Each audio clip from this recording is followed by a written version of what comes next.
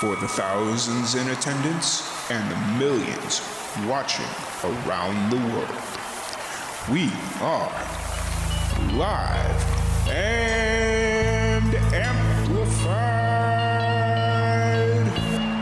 So let's get ready to podcast. Fire it up.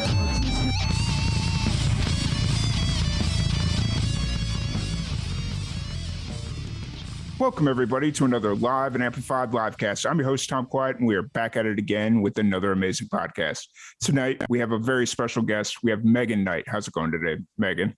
Amazing. How are you? Doing pretty good. We worked out the technical issues to a certain degree. We're not streaming on Twitch like I wanted to, or we have been for the last few weeks, but I got it on Facebook, so we're good. We're live streaming. People can watch us, so that's the important part. So. Yeah, I'm gonna try to share it. Okay, awesome. But I'm really excited to sit down and chat with you. I know you just last year you dropped a new single, and then 3 days ago you dropped a music video to that single. So I'm really excited to talk about that, and then we might talk a little bit about your American Idol experience, but we'll see if we have enough time. But first off, before we get into all that, new single, new music video, all the cool stuff you're working on, what's kind of your introduction for the people that are just getting to meet you for the first time? What's your origin story into music? Okay, so I am a singer-songwriter based in Jersey, but I record frequently in Nashville and Muscle Shoals, Alabama. So my two latest singles are recorded in Alabama at Nut House Recording Studio, and I absolutely love it there. That's kind of my story right now. It's like pop, country, and Americana sort of sound. Awesome. If my sound engineer is listening, his ears just perked up because he's really infatuated with Muscle Shoals. Really? Yeah, it's amazing there. Something runs in the water, I swear. Yeah. There's this documentary that he's trying to get me to watch, and I definitely am going to watch it. It's just trying to find time in my day to sit down and watch the whole thing. So it was so good. Yeah. And you'll see some of the recording studio I record at in that documentary. Awesome. I will definitely have to check it out now. So you're still really young in your career, but who kind of gave you the original idea or the original thought that you could be a musician, or who introduced you to music? I guess that's a better way to word it. So my parents have always loved music. It kind of was never pressured on me to be a musician, but when I was around 12 or 13, I picked up a guitar because my dad had one sitting in the corner that he never used, and sometimes would play two chords on. And I love making video content on a flip video share as a kid. I used to make little movies, commercials with news segments, and then I would sing in between. And then one day I was like, maybe I should actually learn how to play this thing. So I would just strum it open and call that part of the show with some karaoke in the background. So I just decided to learn a little bit of it at 12. And then I got my first guitar at 13, taught myself. Never was going to play for anyone. It was just a hobby. And then my mom was like, you need to go to an open mic. I think you have a talent. And I got hired my first open mic I ever played. And I was like, this is a job. This is a career. No way. And I kind of just fell into it. That job led to another one and another one. So I was like, oh my gosh, I guess this is my calling. Mm-hmm. And so at that point, were you just doing cover songs and what have you? Yes. And then I started writing my first songs at 13. So later on in the year of 13. So I started with the covers, and then I was like, oh my God, this is an actual career. And then that's when I started writing, and I actually put out my first EP at 13 as well. Yeah. Awesome. So when you first started the whole process of writing, kind of discovering who you were as an artist, who are some of the musical influences you were listening to? So it started with Dave Matthews, because that was my dad's favorite since I was a little kid. So when I picked up an acoustic guitar, I didn't really learn his music, but he was the one that I was like, all right, I'm inspired if he can do it. I feel like I want to do it. So that was the first guy. And then it was Damien Rice, because he owned the acoustic guitar and wrote with it and would put on these awesome shows just by himself.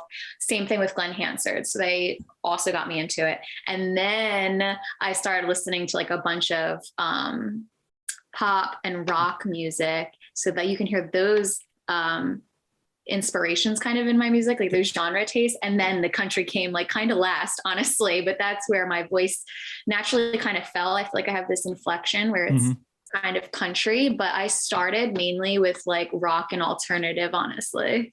Gotcha. And then at what point did you, or like what age did you kind of just fully lean into the country side of things? So I started with country in Muscle Shoals at 14. I recorded a record there at 14. And that was fun. But then I actually wound up doing a record local here in Blackwood with Jamie Meyerson. And it was very cinematic because I always wanted to do a record with strings. So that's like the influences are teetering. So it like kept going back and forth. So it's only recent where I'm like, yes, I'm 100% going for pop countries, but this is the story. So the EP was very cinematic, and I'm happy it was, because I started messing with like the film and TV side of things. On that record, my song Fade got placed on CMT for their show Racing Wives. So I was like, this is cool. And that's when I realized I want to be like a pop country artist, but also do film and TV on the side with whatever genre. But going into the transition, I recorded Bad Decision in Nashville after State of Mind. And that's when I was like, oh, pop country is definitely my sound. So then this new EP, I went back to Muscle Shoals and went back to my country roots, and I'm going to stay there. But I also want to work on film and TV on different genres. Gotcha. And so you've been experimenting with the sync placement and all that fun stuff. What's that journey kind of been like for you?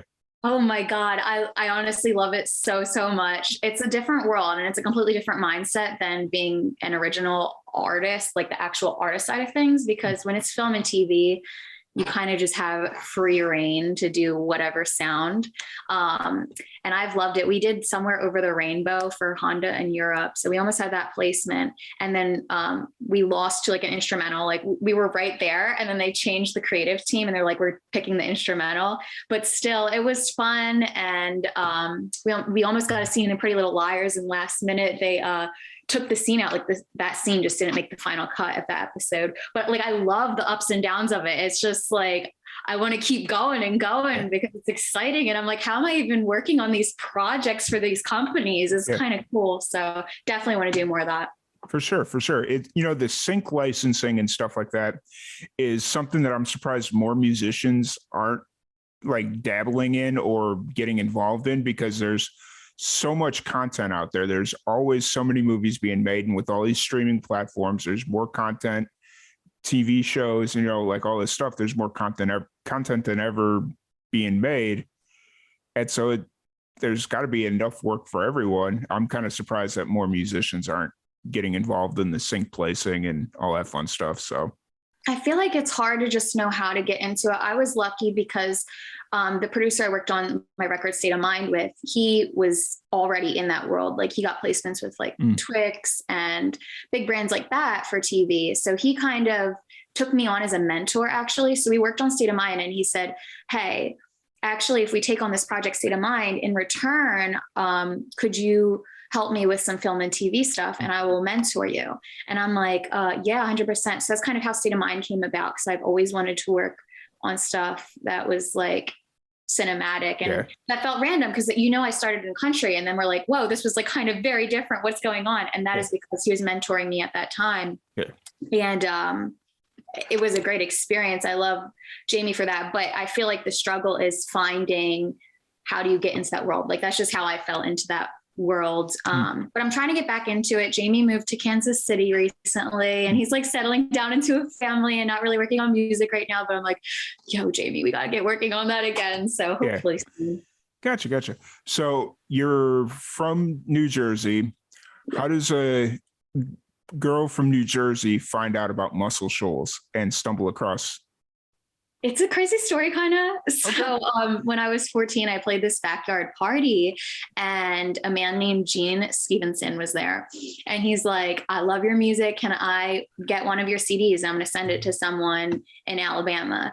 And I was like, sure. Like I didn't expect anything of it, but who he gave the CD to was Gary Nichols. And he was the lead singer of the Steel Drivers, which is a bluegrass band for like a while. They won a Grammy and everything. And I was like, who wants to work with me? What? So I was like freaking out. So my family, my parents and my grandparents and I all flew down to Alabama and we're like, let's see what this guy's all about. Yeah. And that's kind of how I got involved. You wound up being like awesome. And I met Jimmy Nutt, and he's the engineer on my very first project. And he's the producer, one of my co-producers on my new record. And we just made like lifelong, like friendships and everything. And I've been going there since I was like 14, and that's how I wound up there. And that's where you recorded State of Mind, right? That's where I recorded my first one. You can't even find it anymore. Okay. So that was self-titled. It's called Megan Night. Okay. We swept that because my voice was only 14 years old. Yeah. So it was very young. I'm like, all right, that can go now. I think I'm not. The reason I asked is because you kept saying you recorded your first EP when you were 14, and the only first EP I'm on here is in 2018. And I'm like, all right. Oh, I got a story for you. Hold on. Okay. So I had my very first EP at like 13, 14. It was 3 tracks that I cut with one of my first vocal coaches, like in PA. Yeah. And that was like up and down super quick. We wound up recutting those 3 songs in Alabama. So that was my first record. And we had other songs on that. Then that was wiped. So that's already 2 CDs made, gone. And then so now we have out State of Mind, and then this new EP is coming out. And of course I have like a bunch of singles, but it's been a journey. Yeah, for sure. So you originally cut the first EP, and then you recut it when you went down to Muscle Shoals, and then wiped it again. Is there any thought about going for a third time to see what happens, or are they? Oh God, not at all. No. Okay. The only reason we wound up recreating those 3 songs is because when I started my career, everything was flowing so extremely fast. Like I really fell into it. Like I told you, I didn't even know my life calling was to be a musician. It was just kind of like, I guess, my divine purpose. I was like, okay, cool, we're doing this thing now. But the 3 songs we wound up recutting because it was all within a couple months span. So Gary was like, I love those songs. Can we recut them? And then we're going to write a bunch of songs. And that's what we're going to put out. And I was like, heck yeah. So that's kind of like what the story was. Okay. Gotcha. Yeah, those songs are in retirement now. I've moved on. Gotcha. You know, sometimes it's fun to go back and revisit, but if they've been played enough and they've already been recut twice, it's like, oh, exactly. Or been cut twice, you know. Exactly. I was just like, I'm ready to move forward. Gotcha. And so kind of moving forward, you dropped a couple of singles in 2021, but My Drama is the one I'm referring to because you just dropped a music video for that. And you'd mentioned that you have another EP coming. So this is a single for that, correct? Yes, it is. So my EP is going to be called My Drama. Okay. But before that EP releases, we're actually going to do one more single. I just found out today. I was just talking to like my team and everything. And I decided last minute, I want to do another video actually. So I think we're going to have that coming very soon. Nice. And is Hard Way to Go, that's also a single for the upcoming EP, or is that a standalone single? Yeah, that's going to be a part of the EP as well. Okay. I just noticed it was 2021, and I know sometimes musicians, they'll just throw out a random standalone before promoting an EP. So cool. So for My Drama, what's kind of the story behind that song? So My Drama, that was the first song I think my co-producers and I worked on. So we went into the studio with a completely clear mind, a blank piece of paper, and we kind of just sat in the room and we're like, all right, what the heck are we going to write about? And I was going through a bunch of song ideas from like even years back and just saying random lines. And I think I found Together We're a Work of Art as like a line that I wrote literally in like 2013, which is weird. We're going backwards again. Yeah. But it was like an old line, but it was kind of like fitting to my life in the present moment. And I was like, wait, this is like so weird. And I feel like I always manifest stuff in music. So I'm just like, oh my God, like I wrote this in 2013. Why is this relating to me now? When in 2013, I didn't know anything about love or love. But I was just realizing like true love, like it's not a perfect fairy tale thing. And it's about accepting all parts of a person, the light side, dark side, just all the in between, and learning to love that and helping people grow and evolve it, because that's the point of life. I think that's why we're here, is to learn lessons and stuff like that. So that's kind of like what that song was about. Like I accept and love all of you. And that's like the love that I want. So that's what we wound up writing about from that little line I wrote in 2013. Nice. So when you do write, what kind of is the process behind that? Are you like just ideas and then you'll kind of go back later? Are you more structured with your writing, free flowing? What's kind of your creative process? So it's always different. I do love to like write stuff every day in my phone and just leave it there for when I'm about to go into a writing session. That's mainly kind of the way that I work. But for example, Hard Way to Go completely wasn't like that at all. I was sitting in my music room in here. That song I wrote by myself. And I was about to learn Ohio by Neil Young. And I just went into the drop D tuning and strummed it open. And I was like, wait, this sounds cool. And just played random chord shapes. And that song felt like it came from another planet. Like that song pretty much wrote itself. But that was about my life in the music business and life on the road and sacrifices I've made since a kid. So the writing process kind of varies for me, but it mainly does start from like a line I write in my phone. Gotcha. So My Drama, it dropped in December, right? Or when did the single itself drop? That's a great question. Time flies here. I just know it says 2021. So it is recent. I promise you that. I'm trying to look it up now. You got me thinking. I guess I can go through your, but anyways, I don't even know how to see the date, but it's recent. Yeah, you got the music video that dropped on Friday for it. Was that all? How did you kind of decide that was one of the singles that you wanted to A, release, and B, put a music video out for?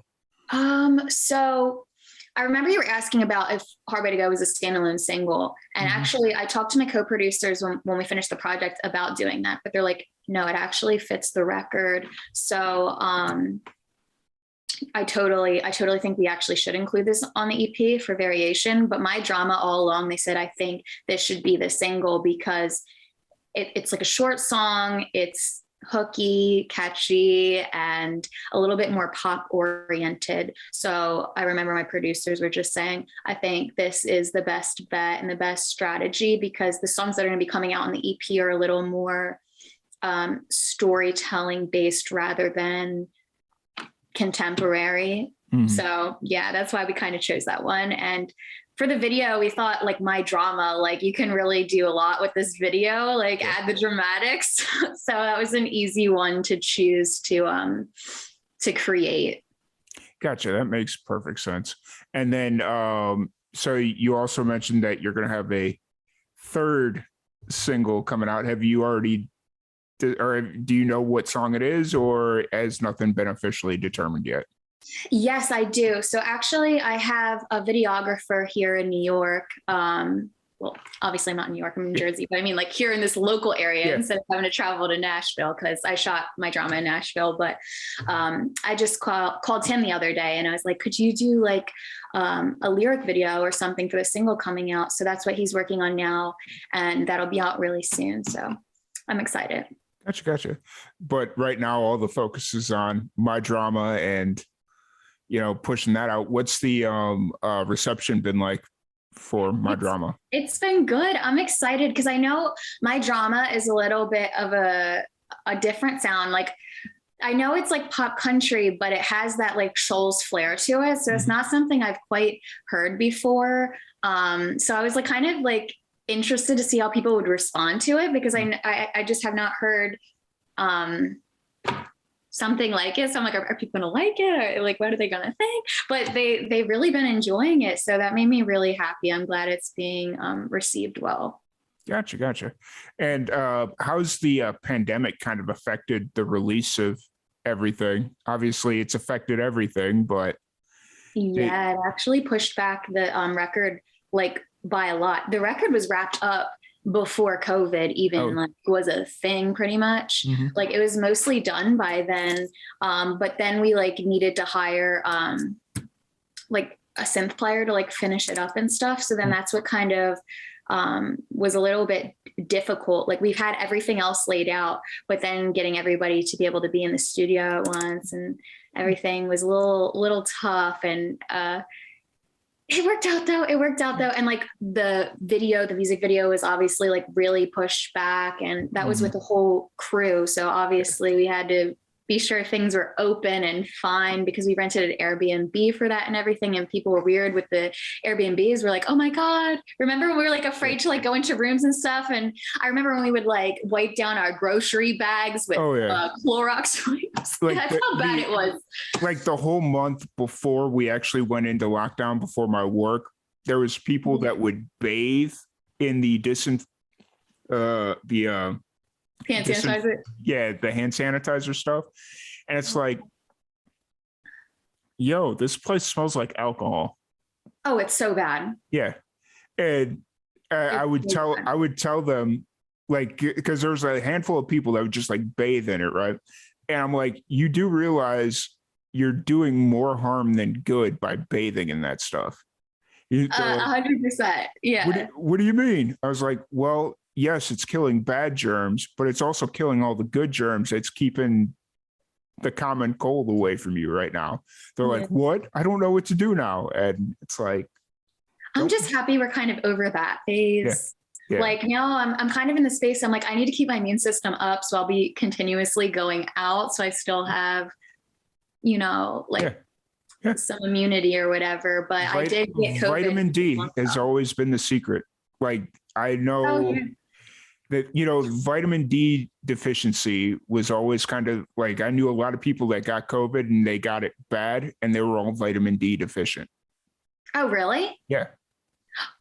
Noted. Maybe I need to like upgrade the amount of vitamin D I'm getting. Yeah. It's just a thing that I noted. And then they started taking like the supplements or drinking OJ or whatever. And then things were fine. So I was like, vitamin D, vitamin C. Yeah. All the vitamins. Cool. So was the original idea for this album to kind of release and coincide it with the whole American Idol thing, or did it all just kind of...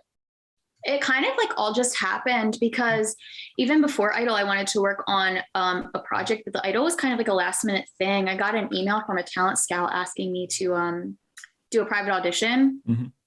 And they asked me 2 times before, but by the 3rd time, I thought it was a sign from the universe. So I was like, all right, I'll try this out. Like, it feels like I'm supposed to at this point.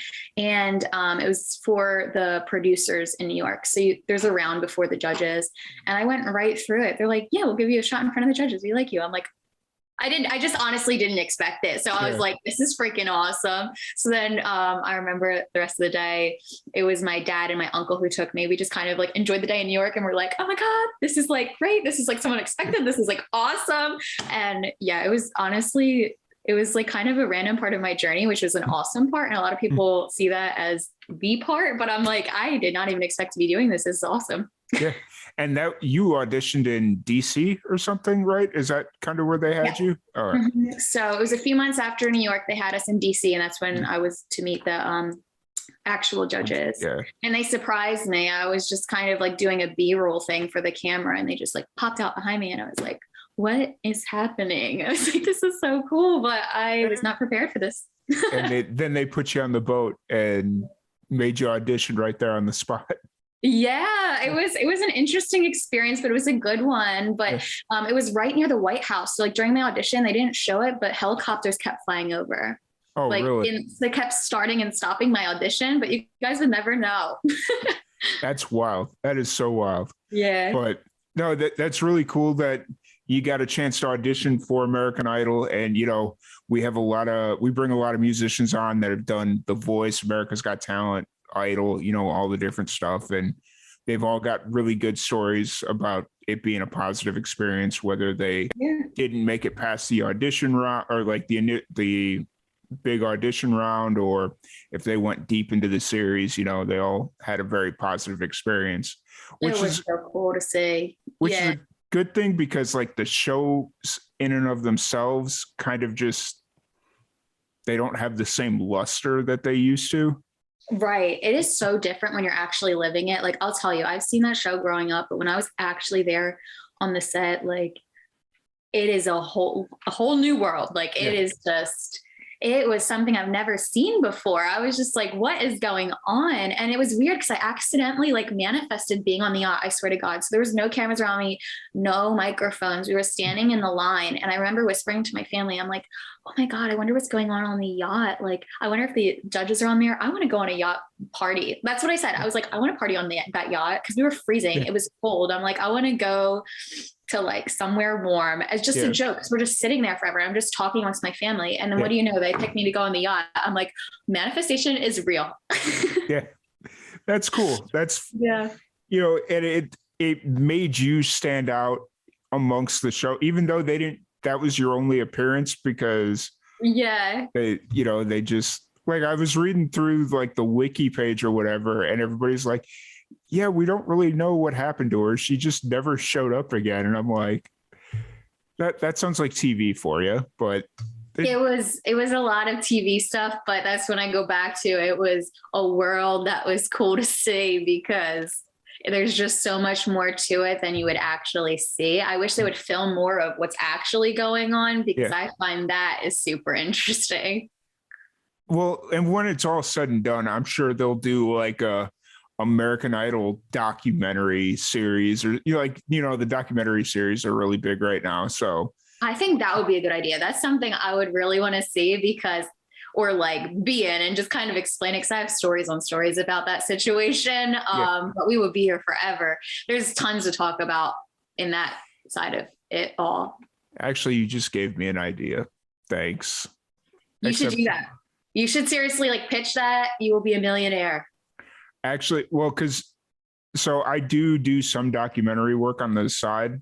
I was in the process of, my dad used to work for the last race car driver to win Daytona on the beach, like when it was like still a beach race. Yeah. And he's like, I can get you an interview. And so I sat down with him for like an hour and a half.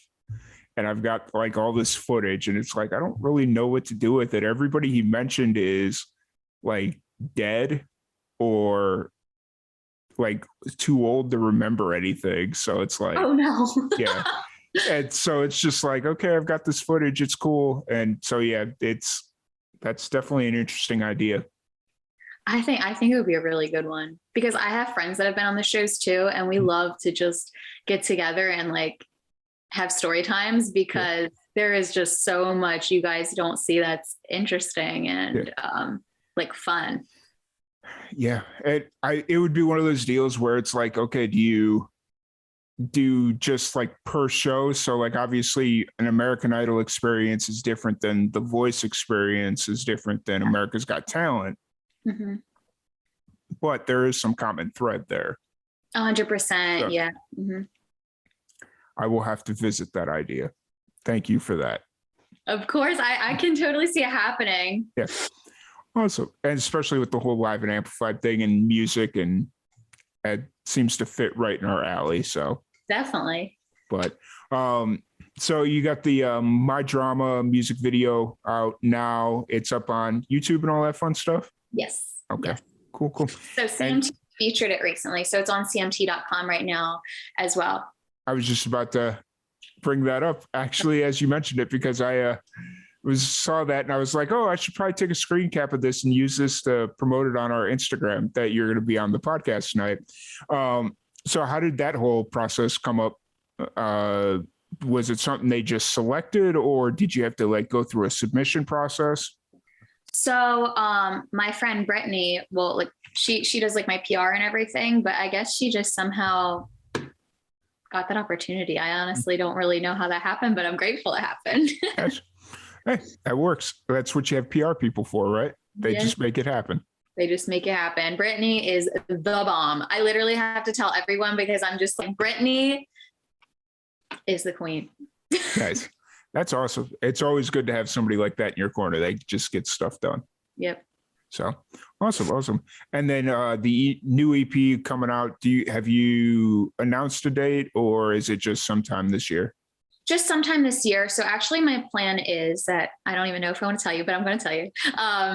So we've taken like so long to get this EP out that we're like, oh my God, it's dragging. So I don't want to ever stop like releasing music and have a lull period. So that's why I'm deciding to do another single and then the EP, because I'm already going back down in 2 weeks to Alabama to work on more music. So I'm trying to just keep stuff steadily going out. So that's why it feels like you guys are waiting forever, but it's just because I just don't want to have a lull period. So stuff are going to keep being planned out and releasing hopefully faster than usual. So now we have a plan. Thank God. Once again, thank you, Brittany, because she keeps me scheduled and organized, which is always the goal. Awesome. It's like you've seen our podcast before. You knew exactly the next question was going to be where you're at creatively currently. So. Oh, yes. So that's exactly what I'm doing. I actually already have, I already know what my next single is going to be for my next record. So we're definitely getting ready to do a whole lot of stuff, and I cannot wait. Nice. So you'll be down at Muscle Shoals here in the next few weeks recording. What's it like recording in Muscle Shoals? I love it. So I actually started a new creative process kind of in Alabama the first time with the first record that's not out anymore. I wrote a lot of those songs with Gary. A couple of them were my own because, like the EP, the first one, I wrote all those songs by myself. Yeah. So then the rest of it I co-wrote with Gary, and I think there's like a couple covers on that one. But that process was just spending time one-on-one with Gary and writing. And then when we were ready, we had a full band come in and we recorded the whole thing live. This time with this EP coming out now and the 2 singles, I just sat there and I co-produced with James LeBlanc and Jimmy Nutt and co-wrote with them as well, and built it like hands-on from the scratch of everything. So we built drums from programming and laid down guitars one by one, just us 3 in a room. And it was an awesome process. So that's how I want to do music forever. I feel like I never want to go in with the band live ever again, I don't think, because if you're actually producing, it's hard to keep track of everything that's happening when so much is going on. And I like controlling, I don't want to say controlling, but like hearing every single instrument and making sure like every single note of every single instrument is like what I imagined. Yeah. So it's cool. I love this new process of just going instrument by instrument, note by note, section by section. So I'm going to stick with that for now, at least. It's interesting that you brought it up that way, because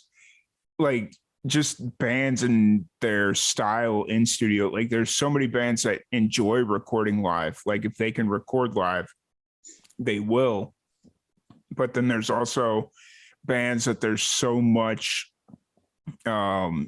depth and there's so much like layering that goes on that they can't record it live. So it's really interesting that you brought it up, and that going down to Muscle Shoals kind of changed it, because weren't they like really famous for recording live in studio? Wouldn't that kind of like so that kind of like goes back to this other topic. So if you guys go on my YouTube, we have live sessions in Nut House Studios. So that's all live recording. I actually wanted to do 2 different versions of everything, so it's different. And if you sit there and listen, like some of the lines and the wording is different. It's just like little tiny things, but I did want to have 2 completely different versions, and doing a live version versus a studio version where we sat there and, we're super specific about everything. I think it's kind of a cool dynamic and something I want to keep doing. For sure. I guess that's kind of my creative decision. And that's how I really like writing with them as well. I think it works really well, at least for how I'm wired. Gotcha. And when you go into the studio, how long does it usually take to produce a song? I mean, probably like an 8-hour day, but we also have like lunch and stuff like that. So I don't really know. And it's a lot of like talking of just random life, because I feel like in creativity, that's really important. I always realize if I'm like super in the zone with something, not good. So you gotta make it like a chill vibe for, you gotta break it up a little bit. But even still, like if you're knocking it out, even with all that, and you're still knocking it out in a day, that's really good turnaround time. Like, I mean, obviously being independent, you probably don't have the budget to be spending days in the studio working on one song.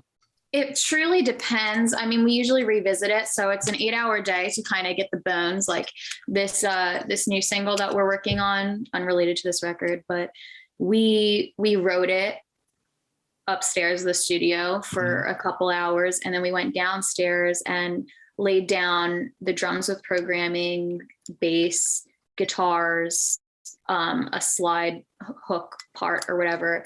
And that was all within an 8-hour day, but we would still have to go back. I want to add different instrumentation to it, have to recut the vocals because it was a scratch vocal. So there's still work to be done, but I mean, we do pump out like the bones of a song within that time frame, I guess. Gotcha. Cool. That makes sense. And then just kind of real quickly, outside of music, what do you do? What are some of your hobbies when you need to escape? I love working out. I love yoga, running, Pilates.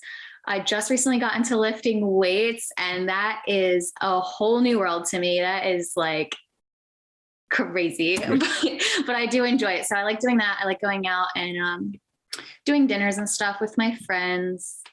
But I want to get into hiking more. I just started doing that and really enjoyed that. But gotcha. Is there a lot of hiking in New Jersey, or would like that PA. be okay?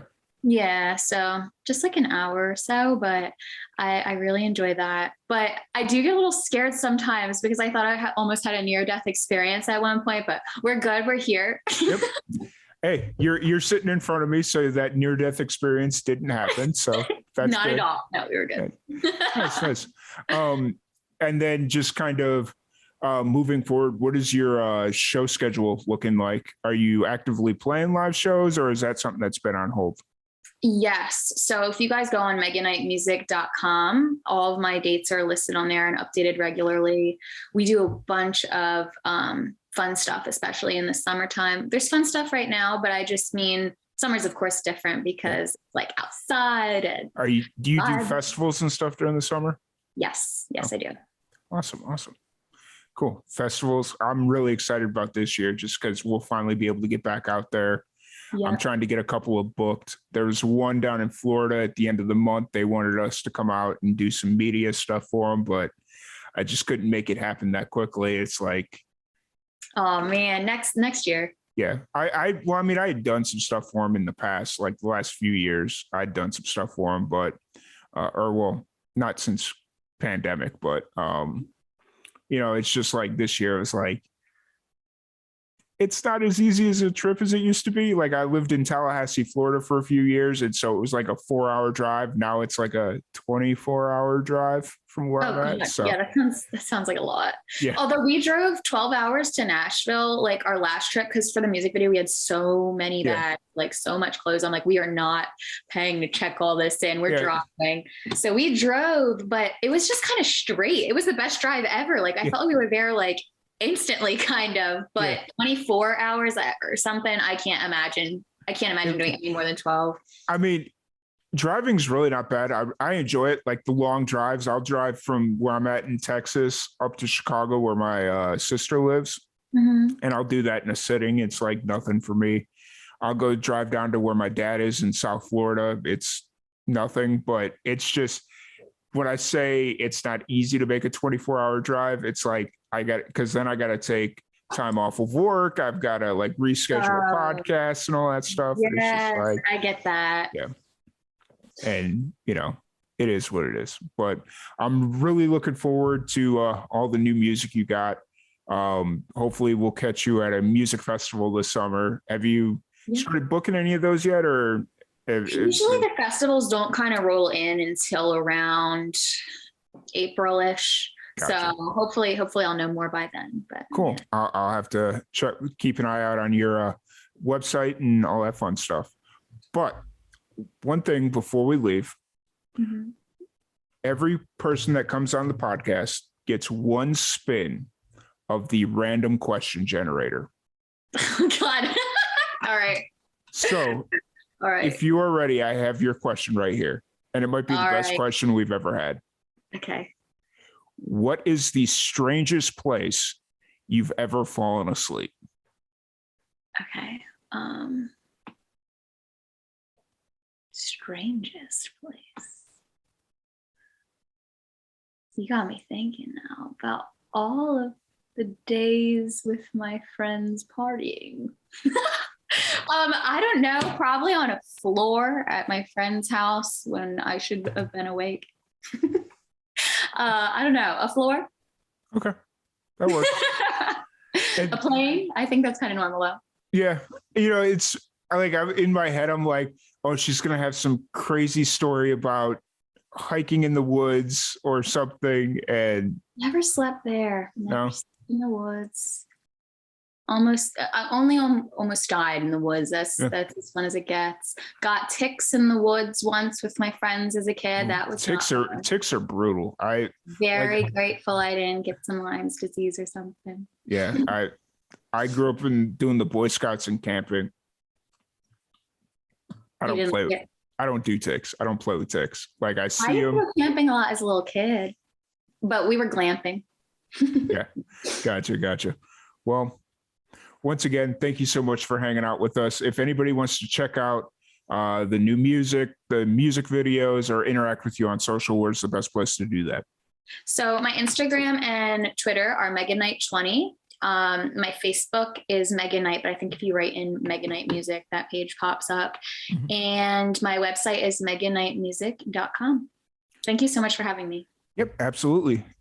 Once again, thank you everybody for tuning in. Megan, thank you so much for hanging out with us. It's been an absolute blast. I know it's getting late by you, so I wanted to try and keep this as short as I could, but it's just don't worry about it. So fun chatting with you, and hopefully we'll get you back on when you have the next EP out and we can dive deep into that. So, but once again, thank you so much for hanging out. Thank you everybody for tuning in, and we will catch you all later. Thank you.